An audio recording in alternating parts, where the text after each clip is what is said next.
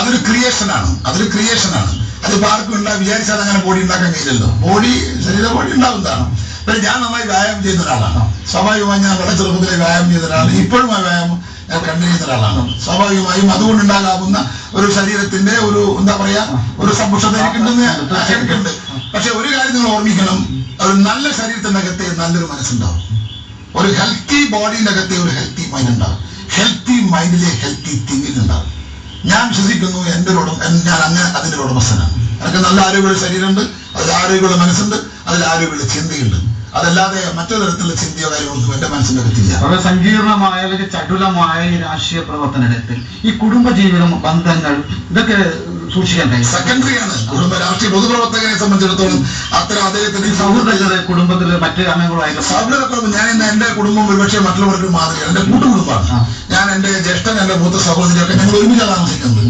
ഞങ്ങളിപ്പോ ഒരു വീടെടുക്കുന്നത്, ഞങ്ങൾ എടുക്കുന്ന വീട് ഞങ്ങൾ ഒരുമിച്ച് താമസിക്കാവുന്ന കൂട്ടുകുടുംബത്തിന്റെ വീടാണ്. ഞങ്ങളെ കൂട്ടുകുടുംബവും നമ്മുടെ കുടുംബത്തിന്റെ ഒരു ഐക്യവും കുടുംബത്തിന്റെ സ്നേഹവും എന്റെ പൊതുപ്രവർത്തനത്തിന് എനിക്ക് എപ്പോഴും ഒരു കരുത്ത് പറഞ്ഞിട്ടുണ്ട്.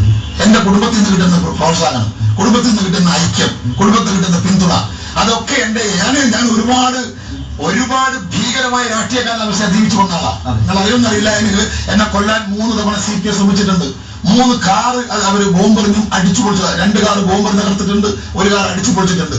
നിരവധി കൊലപാതക ശ്രമത്തിൽ നിന്ന് അത്ഭുതകരമായി രക്ഷപ്പെട്ട ഒരാളാണ് ഞാൻ. മരണത്തെ മുഖാമുഖം കണ്ടിട്ടുണ്ട് ഞാൻ. പേരാവൂരിൽ എന്റെ കാറ് നേരെ ബോംബെറിഞ്ഞപ്പോ തല ചിതറിത്തെറിച്ച് പോകാതിരിക്കാൻ എന്റെ ബാക്കിലുണ്ടായിരുന്ന ബ്രീഫ് കേസാണ് സഹായിച്ചത്. അങ്ങനെ മരണത്തെ നിരവധി തവണ മുന്നിൽ കണ്ട് കടന്നു പോകുന്ന പാർട്ടി പ്രവർത്തകൻ ആശക്കാരനാണ് ഞാൻ.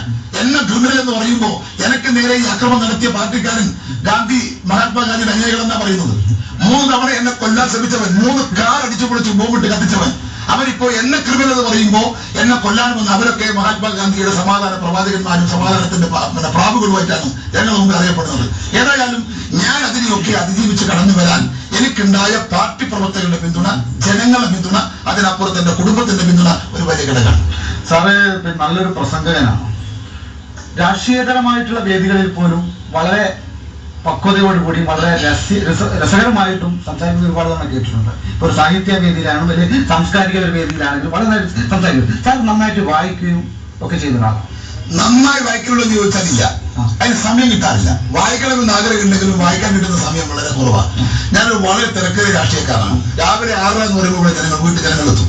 അത് കഴിഞ്ഞാൽ പിന്നെ രാത്രി 12, 1 മണി വരെയൊക്കെ ഞാൻ ജനത്തിന്റെ മധ്യത്തിൽ തന്നെയാണ്. പ്രശ്നങ്ങളിൽ നിന്ന് പ്രശ്നങ്ങളിലേക്കാം.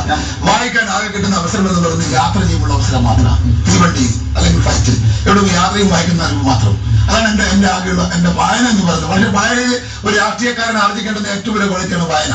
പക്ഷെ അതിനോട് നീതി പുലർത്താൻ എനിക്ക് സാധിച്ചിട്ടില്ല എന്ന കുറ്റം തന്നെ മനസ്സിലാക്കുന്നുണ്ട്. അതെന്റെ മാനസികമായ ഇതുകൊണ്ടല്ല, എനിക്ക് താല്പര്യമില്ലാത്തത് കൊണ്ടല്ല, മറിച്ച് സമയക്കുറവ് കൊണ്ട് എനിക്കത് വായിക്കാറില്ല. പക്ഷെ എന്നാൽ അല്പസ്വല്പം വായിക്കാറുണ്ട്. അത് യാത്രയിലാണ് മിക്കവാറും ഞാൻ വായിക്കാറ്. എന്റെ ഭാര്യ ഹൈസ്കൂൾ കാളാച്ചല ഹൈസ്കൂളിലെ ടീച്ചറാണ്. 2 ആൺകുട്ടികളാണ്. മൂത്തവൻ സഞ്ജു, അവൻ കോയമ്പത്തൂർ GRD സ്കൂളിൽ ഫൈനൽ ഇയർ BBM ആണ്. രണ്ടാമത്തെ മകൻ സൗരഭ്, അവൻ സെന്റ് മൈക്കിൾസിൽ ഇപ്പൊ 12th സ്റ്റാൻഡേർഡിലാണ്.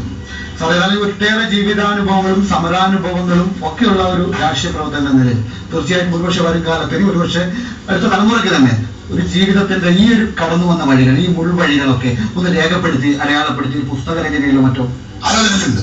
ഗൗരവമായ ആലോചന. കാരണം എന്റെ രാഷ്ട്രീയ പ്രവർത്തനത്തിന്റെ അകത്ത് എല്ലാം ഒരു റെക്കോർഡാണ്. ഞാനിപ്പോ DCC പ്രസിഡന്റ് ആയതും അതുപോലെ അവിടെ നിങ്ങോട്ടുള്ള എന്റെ രാഷ്ട്രീയത്തിലെ എല്ലാ വളർച്ചയും ഒരു റെക്കോർഡാണ്. ഒരുപാട് ഓർമ്മകളുണ്ട്, ഒരുപാട് കഥകളുണ്ട്. കടന്നു വന്ന വഴി എന്ന് പറയുന്നത് തീഷ്ണമായ പോരാട്ടത്തിന്റെ ഭൂമിയാണ്.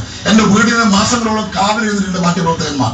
എന്നെ എന്റെ അപകടം സംഭവിക്കാതിരിക്കാൻ എന്റെ പൊതുയോഗങ്ങളിലും യാത്രയിലും എന്നെ അകമ്പടി സേവിച്ച ആയിരക്കണക്കിന് പാർട്ടി പ്രവർത്തകന്മാരുണ്ട്. മറക്കാൻ സാധിക്കാത്തവർ. എന്റെ ഇടതും വലതും നിന്ന് എന്നെ സംരക്ഷിച്ച പലരും രക്തസാക്ഷികളായിട്ടുണ്ട്. ആ ദുഃഖിക്കുന്ന ഓർമ്മകളൊക്കെ മനസ്സിന്റെ അകത്തുണ്ട്. അത് പുസ്തകത്തിലൂടെ വരണം, പുതിയ തലമുറ അറിയണം. ആ രാഷ്ട്രീയത്തിന്റെ വഴിത്താരയിലേക്ക് അതുകൊണ്ടാണ് ഞാൻ എന്റെ മക്കളെ ആരെയും കൊണ്ടുവരാത്തത്. അതൊരു തീരുമാനമാണ്. എന്റെ രാഷ്ട്രീയത്തിന്റെ പാതയിലേക്ക് എന്റെ മക്കളില്ല. മക്കളെ ആ വഴിയിലേക്ക് കൊണ്ടുവരാൻ ഞാനും എന്റെ ഭാര്യയും ആഗ്രഹിക്കുന്നില്ല. എന്റെ ഈ വിവരഘട്ടത്തിലെല്ലാം എനിക്ക് താനായിരുന്നു എന്റെ ഒരു ഭാര്യയുടെ ഏക ആവശ്യം എന്ന് പറയുന്നത് മക്കളെ രാഷ്ട്രീയത്തിൽ കറക്കരുത് എന്ന. എന്നെ കൊണ്ട് സഹിക്കാവുന്നവരെ സഹിച്ചു. ഇനി മക്കളെ കൊണ്ടുപോകാൻ പറ്റില്ല എന്ന ആ റിക്വസ്റ്റ് ഞാൻ മനസ്സിൽ വെച്ചിരിക്കുന്നു. എന്റെ മക്കളെ പൊളിറ്റിക്സിലേക്ക് കൊണ്ടുവരാതിരിക്കാൻ കാരണം എന്റെ തീഷ്ണമായ പോരാട്ടം നിറഞ്ഞ രാഷ്ട്രീയ ജീവിതമാണ്, അനുഭവമാണ് മക്കളെ രാഷ്ട്രീയത്തിലേക്ക് കൊണ്ടുവരാതിരിക്കാൻ എന്നെ പ്രേരിപ്പിക്കുന്ന ഘടകം.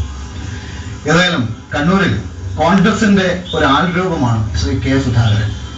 അദ്ദേഹത്തോടൊപ്പം കോൺഗ്രസ്സുകാർ ഉയർന്ന് ചിന്തിക്കുകയും പ്രവർത്തിക്കുകയും ചെയ്യുന്നു എന്നാണ് അദ്ദേഹം പറയുന്നത്. ഏതായാലും രാഷ്ട്രീയ വിചാരത്തിന്റെ ഈ ഇത്തിരി നേരത്തിൽ നമ്മോട് ഇത്രയേറെ കാര്യങ്ങൾ വിശദീകരിക്കുകയും അദ്ദേഹത്തിന്റെ രാഷ്ട്രീയാനുഭവങ്ങൾ പങ്കുവയ്ക്കുകയും ചെയ്തതിന് ഒരുപാട് നന്ദിയുണ്ട്. നന്ദി, നമസ്കാരം.